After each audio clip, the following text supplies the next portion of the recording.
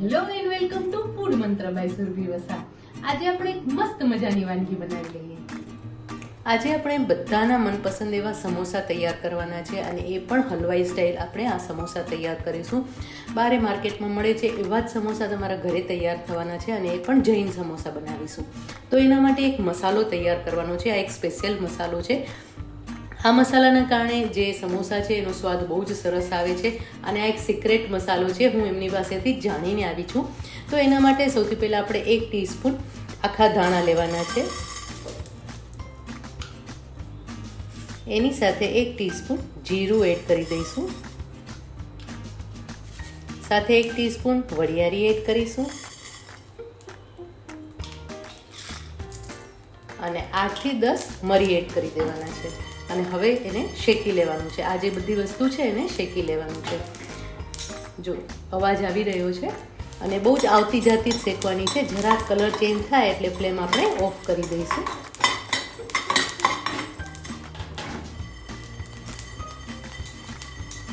બહુ જ સરસ સુગંધ આવી રહી છે અને આ મસાલો જ્યારે સમોસામાં પડશે ત્યારે સમોસાનો સ્વાદ એકદમ અલગ અને બહુ જ ટેસ્ટી આવવાનો છે.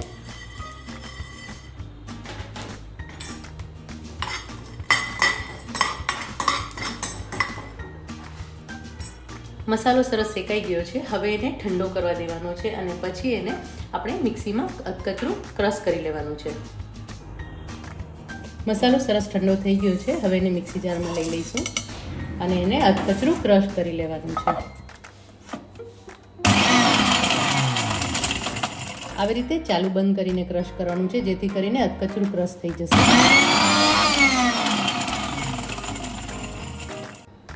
જો તમે જોઈ શકો છો કે આ રીતે મેં અધકચરું ક્રશ કરી લીધું છે. મસાલો ક્રશ થઈને તૈયાર થઈ ગયો છે. સમોસા માટેનું સ્ટફિંગ તૈયાર કરીશું. એના માટે હું અત્યારે 1 ટીસ્પૂન તેલ ઉમેરીશ. 1 થી 2 ચમચી જેટલું તેલ લેવાનું છે. 5 ચમચી જીરું લઈશ.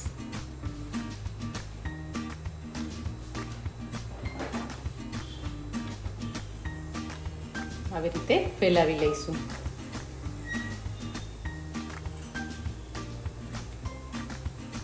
5 ચમચી હિંગ ઉમેરીશું અને 5 ચમચી હળદર ઉમેરીશું.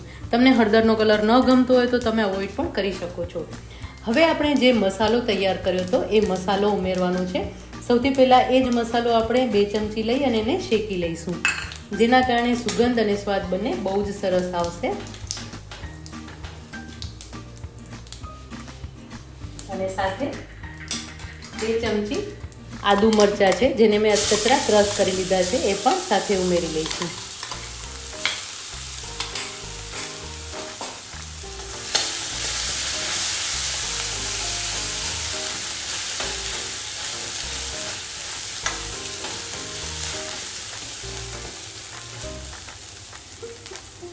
હવે એની અંદર આ કાચા કેળા છે જેને મેં બાફીને લીધેલા છે. બાફી લીધા છે અને એની સાથે છીણી લીધા છે જે ઉમેરી લઈશું. અત્યારે મેં 500 ગ્રામ કાચા કેળા લીધેલા છે અને આ 500 ગ્રામ કાચા કેળાને મેં બાફી લીધા છે. કાચા કેળા જ્યારે પણ આપણે બાફતા હોય ને ત્યારે ખાસ એ વાતનું ધ્યાન રાખવાનું છે કે એને છૂટા પાણીમાં જ બાફવાના છે. એને સ્ટીમ નથી કરવાના, એટલે કે એને સ્ટીમરમાં તમે કે કુકરમાં કોઈ બાઉલમાં મૂકીને બાફો એવી રીતે નથી બાફવાના. કુકરમાં પાણી ઉમેરી અને એની અંદર કાચા કેળા ઉમેરીને બાફવાના છે. પણ હા, પાણી બહુ વધારે ન હોવું જોઈએ.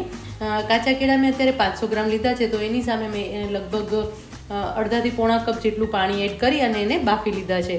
મેઝરમેન્ટ કપની વાત કરું છું. એ પ્રમાણે મેં બાફી લીધા છે અને 2 વિસલમાં મેં બાફી લીધા છે. બફાઈ જાય પછી એને થોડી વાર માટે ઠંડા થવા દેવાના છે અને પછી એને છીણી લેવાના છે. હંમેશા કાચા કેળા ઠંડા પડે ને પછી જ એને છીણવાના છે. જો તમે એને જ્યારે ગરમ ગરમ હશે ત્યારે છીણવા જશો તો સરસ રીતે છીણાશે પણ નહીં અને સાથે સાથે જ્યારે તમે એને છીણશો ને ત્યારે એ વધારે પોચા પડી જશે અને ચીકણા થઈ જશે. એટલે એ વાતનું ખાસ ધ્યાન રાખવાનું છે. હવે સરસ રીતે બધું મિક્સ કરી લઈશું. હવે આની અંદર આપણે વટાણા પણ ઉમેરી દેવાના છે. અત્યારે મેં લગભગ 1 બાઉલ વટાણા લીધેલા છે જે ઉમેરી દીધા છે અને એની સાથે થોડા પ્રમાણમાં કોથમીર ઉમેરી લઈશ. કોથમીર ઉમેરી લીધી છે. સાથે બાકીના મસાલામાં આપણે અડધી ચમચી લાલ મરચું પાવડર એડ કરી દઈશું. અડધી ચમચી આમચૂર પાવડર એડ કરીશું. આ આમચૂર પાવડરનો સ્વાદ બહુ જ સરસ લાગે છે અને એના કારણે એક મસ્ત ચટાકેદાર સમોસા તૈયાર થતા હોય છે. અને સાથે ગરમ મસાલો એડ કરીશું. તમે આમચૂર પાવડરના બદલે ચાટ મસાલો પણ ઉમેરી શકો છો. અત્યારે આપણે અડધી ચમચી ગરમ મસાલો ઉમેરી રહ્યા છીએ. ગરમ મસાલાનો સ્વાદ પણ બહુ જ સરસ લાગે છે. હવે બધી જ વસ્તુને સરસ રીતે આપણે મિક્સ કરી લઈશું. એના પહેલાં 1 ચમચી મીઠું ઉમેરી લઈશું. 1.5 ટીસ્પૂન આપણે મીઠું ઉમેરીશું અને હવે એને સરસ રીતે મિક્સ કરી લેવાનું છે. આ બધી જ વસ્તુને સરસ રીતે મિક્સ કરી લેવાનું છે. હંમેશા જ્યારે પણ સમોસાનું પૂરણ બનાવો ને ત્યારે એની અંદર તેલ બહુ વધારે નથી ઉમેરવાનું. તેલ જો વધારે હશે ને તો ઘણી વખત કેવું થતું હોય છે કે સમોસા બહુ તેલ પીએ છે. તો એક રીઝન આ પણ હોય છે કે અંદર જો સ્ટફિંગમાં તમે તેલ વધારે લીધું હોય ને તો એ તેલ બારે પણ દેખાય છે અને એનો સ્વાદ સરસ નથી આવતો. મસાલાને એકદમ સરસ રીતે મિક્સ કરી લીધો છે અને મસાલો એકદમ ટેસ્ટી તૈયાર થઈ ગયો છે. તમે જોઈ શકો છો કે મસાલો એકદમ સરસ લાગી રહ્યો છે. હવે એને ચટપટો બનાવવા માટે આપણે 5 ચમચી જેટલો ચાટ મસાલો પણ ઉમેરી લઈશું, જેના કારણે પણ એનો સ્વાદ બહુ જ સરસ આવશે. અને બાકી રહેલી કોથમીર છે એ પણ આપણે ઉમેરી દઈશું.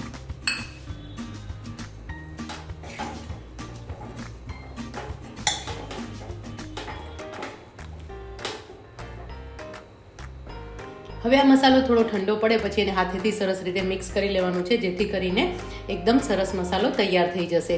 તો સમોસા માટેનો મસાલો તૈયાર થઈ ગયો છે, એકદમ ટેસ્ટી છે. અને આ જે મસાલો છે ને અત્યારે તો આપણે સમોસા માટે જ બનાવ્યો છે, પણ આ જ મસાલાનો ઉપયોગ તમે કચોરી બનાવો તો પણ કરી શકો છો, સેન્ડવિચમાં પણ કરી શકો છો અને સ્ટફ પરાઠા બનાવો એમાં પણ કરી શકો છો, તો પણ બહુ જ સરસ લાગે છે.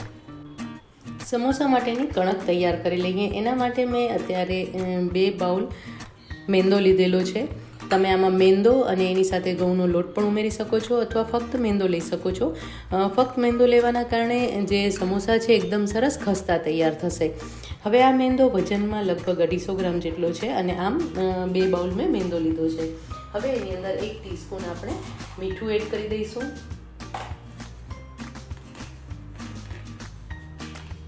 સાથે તેલનું મોણ એડ કરીશું. તેલનું મોણ પણ લઈ શકો છો અથવા ઘીનું મોણ પણ એડ કરી શકાય છે. અત્યારે હું તેલનું મોણ લઈ લઈ છું અને તેલનું મોણ 4 ચમચી જેટલું હું એડ કરવાની છું. અત્યારે મુઠ્ઠી પડતું મોણ લેવાનું છે. હવે આને સરસ રીતે આપણે મિક્સ કરી લઈશું.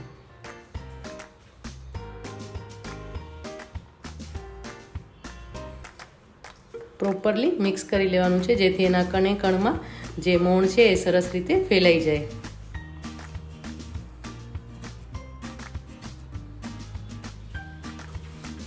જો આ રીતે મિક્સ કરી લેવાનું છે. તમે જોઈ શકો છો કે જ્યારે આપણે આવી રીતે મુઠ્ઠી વાળીએ છીએ ને તો લોટ સરસ બંધાઈ જાય છે. તો આ રીતે લોટ તૈયાર કરવાનો છે. અને હવે એની અંદર આટલો 5 ચમચી જેટલો અજમો એડ કરીશું. આ અજમાને મેં થોડા પ્રમાણમાં હાથેથી આવી રીતે મસળી લીધો છે અને જે ઉમેરી લઈશું.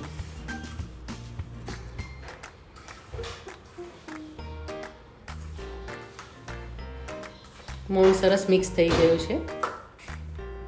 હવે એની અંદર પાણી એડ કરીશું. આ બાઉલ જે આપણે લોટનો માપ લીધો તો એ મેં અડધો પાણીનો ભર્યો છે અને અત્યારે એમાં ઉમેરી રહી છું. પાણી અત્યારે હું એનાથી અડધું ઉમેરી રહી છું. એટલે જે કણક તૈયાર કરવાની છે એ કણક આપણે થોડી ટાઈટ એવી કણક તૈયાર કરવાની છે.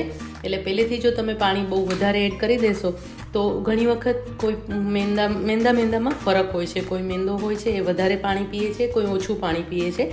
તો તમારી કણક છે એ વધારે ઢીલી પડી જશે. એટલા માટે પાણી સાચવીને એડ કરવાનું છે.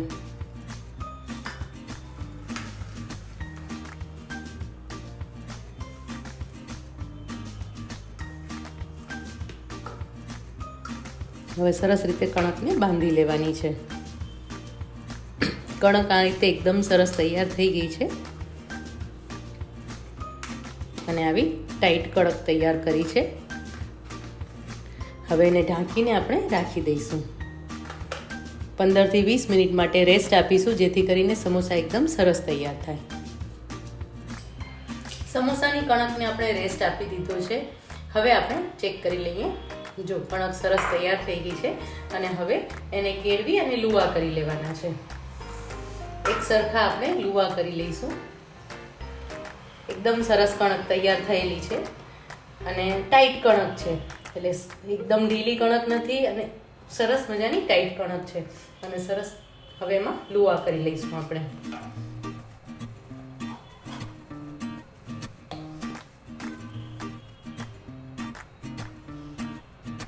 મીડિયમ સાઇઝના આપણે લુવા તૈયાર કરી લેવાના છે. આવી રીતે આપણે બધા જ લુવા તૈયાર કરી લેવાના છે અને આ એક લુવામાંથી આપણા 2 સમોસા તૈયાર થશે. તો આ રીતે આપણે બધા જ લુવા તૈયાર કરી લઈશું. જો આ રીતે મેં બધા જ લુવા તૈયાર કરી લીધા છે. હવે એક લુવાને આપણે લઈ અને એને વણી લઈશું અને બાકીના લુવાને ઢાંકી અને રહેવા દેવાના છે. આવી રીતે ઢાંકી અને રહેવા દઈશું અને એક લુવાને આપણે વણી લઈશું. આવી રીતે સરસ રીતે દબાવી લેવાનું છે અને હવે વણી લઈશું.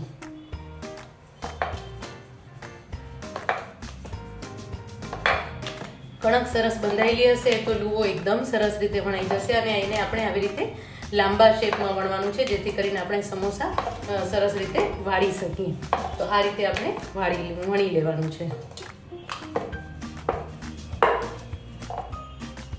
હવે વચ્ચેથી આપણે કટ આપી દઈશું. જો આ રીતે મેં લાંબી રોટલી વણી લીધી છે અને આવી રીતે વચ્ચેથી કટ આપી દેવાનો છે. હવે આ જે ભાગ છે ને ત્યાં આપણે પાણી લગાવી દેવાનું છે અને પછી આ ભાગને એકબીજા સાથે આવી રીતે ચોંટાડી દેવાનો છે. તો આપણે અહીંયા પાણી લગાવી લઈશું.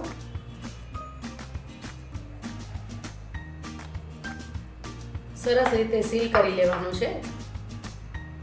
જો આ ભાગને આની ઉપર આવી રીતે ચોંટાડી દેવાનો છે. આવી રીતે એકદમ સરસ રીતે ચોંટાડી દેવાનું છે, જેથી કરીને જ્યારે પણ આપણે સમોસા તળીએ ને ત્યારે સમોસા ફાટી ન જાય અને છૂટા ન પડી જાય. તો આ રીતે આપણે એકદમ સરસ રીતે દબાવી અને ચોંટાડી દેવાનું છે. હવે આ રીતે હાથમાં લઈ લેવાનું છે. સમોસાને હાથમાં લઈ લેવાનું છે. એનો જે કોણ તૈયાર થશે એ કોણને હાથમાં લઈ લેવાનું છે. હવે એની અંદર આપણે પૂરણ ભરી લઈશું.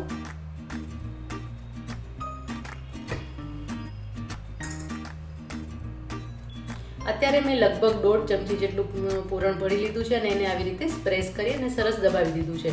હવે આ પોર્શનને આવી રીતે દબાવી લેવાનું છે, સરસ રીતે દબાવી દેવાનું છે. હવે એના ઉપર પાણી લગાવી લેવાનું છે. એક આ રીતે તમે ફોલ્ડ કરી શકો છો અને બીજી પણ તમને એક રીત બતાવીશ કે જેમાં તમે અલગ રીતે ફોલ્ડ કરી શકો છો. 2 રીતે સમોસા તૈયાર થતા હોય છે. એક તો આવી રીતે એકદમ બેઠા ગાંઠના સમોસા તૈયાર થતા હોય છે કે જેનો બેઝ આવી રીતે તૈયાર થતો હોય છે. તો આ રીતે આવા સમોસા પણ તૈયાર થતા હોય છે. તો તમે આ રીતના સમોસા તૈયાર કરી શકો છો. અથવા તો બીજો ફોલ્ડ અલગ રીતે થતો હોય છે, એ પણ હું તમને બતાવી દઉં છું. તો એક સરસ રીતે આવા ટ્રાયંગલ સમોસા તૈયાર થઈ ગયા છે. આવી જ રીતે આપણે બધા સમોસા તૈયાર કરી લઈશું અને બીજો પણ જે ફોલ્ડ છે એ પણ હું તમને બતાવી દઉં છું. જો હવે આ રીતે મેં બીજા સમોસામાં પણ સ્ટફિંગ ભરી લીધું છે, પૂરણ ભરી લીધું છે.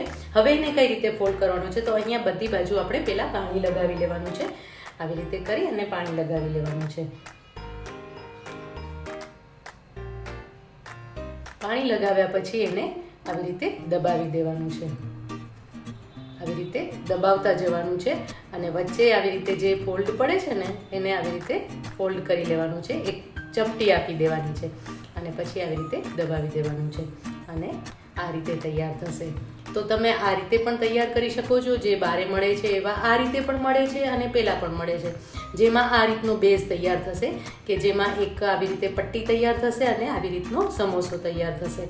તો આ રીતે પણ તમે બનાવી શકો છો અથવા તો આ રીતે પણ બનાવી શકો છો. તમે જોઈ શકો છો કે બંનેની સ્ટાઇલ અલગ છે. એક છે એ આ રીતે રહે છે જેમાં આ પટ્ટી દેખાય છે અને બીજું છે એ આ રીતે રહે છે.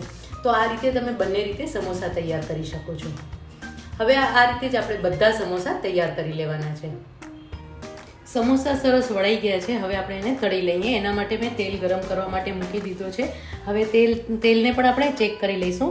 એક નાનો ટુકડો લોટનો એડ કરવાનો છે અને જો ધીમે ધીમે ઉપર આવે ને તો સમજવાનું કે તેલ બરાબર તૈયાર થઈ ગયો છે. એકદમથી ઉપર આવી જાય તો ફ્લેમ ઓફ કરી દેવાની છે, કારણ કે ઘણી વખત સમોસા જ્યારે પણ આપણે બનાવતા હોય ત્યારે એવો પ્રોબ્લેમ થતો હોય છે કે એની ઉપરની જે સપાટી હોય ને કે ઉપરનું જે પડ છે ને એના ઉપર બબલ્સ આવી જતા હોય છે. તો એ બબલ્સ આવી જવાનું કારણ એ જ છે કે જ્યારે તેલ તમારું એકદમ ગરમ હોય અને તમે એની અંદર સમોસા એડ કરો ને તો એના ઉપર બબલ્સ આવી જતા હોય છે. એટલે ફ્લેમ મીડિયમ, પહેલાં તેલને મીડિયમ ફ્લેમ પર ગરમ કરી લેવાનું છે ને પછી સ્લો ફ્લેમ કરી લેવાની છે અને પછી એની અંદર આપણે સમોસા એડ કરી દેવાના છે. અને સમોસા હંમેશા એક કે બે નહીં, બધા જ ભેગા એડ કરી દેવાના છે અને એને સ્લો ફ્લેમ પર આપણે તળી લેવાના છે. તો આ રીતે આપણે સમોસાને તળવા માટે રાખી દઈશું. તમે જોઈ શકો છો કે સ્લો ફ્લેમ પર આપણે, એટલે મીડિયમ ફ્લેમ પર આપણે એને તળી રહ્યા છીએ. અને અત્યારે આપણે સમોસાને જરા પણ પલટાવવાની કે કાંઈ જરૂર નથી. સમોસાને પોતાની રીતે થવા દેવાના છે. એને ખાલી આવી રીતે આપણે નમાવી દેવાના છે અને સ્લો ફ્લેમ પર એને થવા દઈશું, જેથી કરીને સરસ રીતે ધીમા તાપે કૂક થવાના કારણે બંને બાજુ પડ પણ એકદમ સરસ ક્રિસ્પી થશે અને સરસ રીતે ચડી જશે. કારણ કે આ પડ છે એ આપણે થોડુંક થીક રાખતા હોઈએ છીએ. સમોસાનું પડ હંમેશા આપણે થોડુંક થીક રાખીએ છીએ, એકદમ પતલું નથી હોતું. તો થીક પડ હશે તો જ સરસ લાગે છે. અને આવી રીતે એને ધીમા તાપે આપણે એને તળાવવા દઈશું. જો તમે જોઈ શકો છો કે આપણે મીડિયમ ફ્લેમ પર તળી રહ્યા છીએ. હજી તળવાના બાકી છે, પણ આમ છતાં પણ ક્યાંય બબલ્સ નથી આવ્યા. અને આવી રીતે તમે મીડિયમ ફ્લેમ પર તળશો ને તો એકદમ સરસ રીતે તળાશે. અને હવે ધીમે ધીમે થોડા ક્રિસ્પી થયા છે, આપણે એને ગુલાબી રંગના થવા દેવાના છે. ત્યાં સુધી આપણે એને તળી લઈશું. એક વખત એને પલટાવી લેવાના છે, જેથી કરીને સરસ ગુલાબી રંગ એનો ધીમે ધીમે પકડવા લાગે. ફરીથી એને તળવા દઈશું આપણે.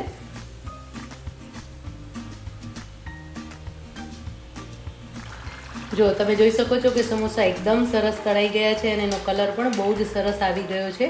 બંને સાઈડથી એનો કલર એકદમ સરસ આવી ગયો છે, ગોલ્ડન આવી ગયો છે અને ઉપરથી પણ એનું પડ જે છે એકદમ સરસ ક્રિસ્પી અને કડક છે.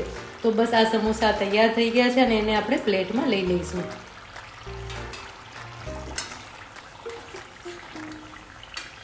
આ રીતના ગુલાબી રંગના થવા જોઈએ તો જ સમોસા સરસ દેખાશે.